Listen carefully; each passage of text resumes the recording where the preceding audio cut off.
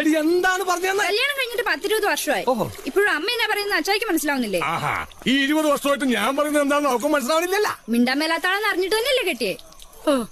കല്യാണം കഴിഞ്ഞുള്ള ലൗകിക ജീവിതത്തിൽ ഒച്ചപ്പാടും ബഹളമൊന്നും വേണ്ടല്ലോ എന്ന് കരുതി ഒരു മിണ്ടാപ്രാണിനെ അന്വേഷിച്ച് തേടി പിടിച്ച് കണ്ടുപിടിച്ച് കല്യാണം കഴിച്ചതാണ്. പക്ഷെ ഇവളിങ്ങനെ ആംഗിക ഭാഷയിൽ എന്റെ തള്ളക്കുളിക്കൊന്നും കഴിയാൻ പാടില്ല.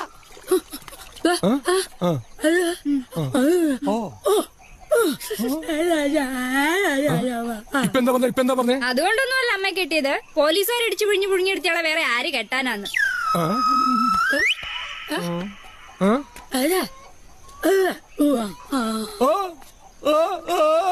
ഞായറാഴ്ച അമ്മാവനൊക്കെ വരുന്ന കാര്യം അമ്മ പറഞ്ഞേ. അവര് വന്നിട്ട് പോട്ടെ ചായി.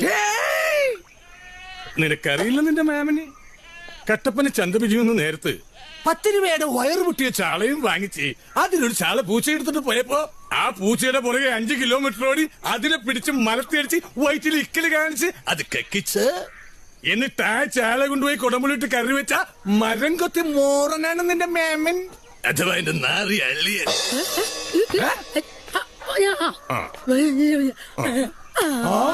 എന്താ പറഞ്ഞത്? ഇപ്പൊ എന്താ പറഞ്ഞത്? അമ്മാവനൊക്കെ എന്തായാലും വരും. അച്ഛനെ പറ്റില്ലെങ്കിൽ ഇവിടുന്ന് നോക്കോളാൻ.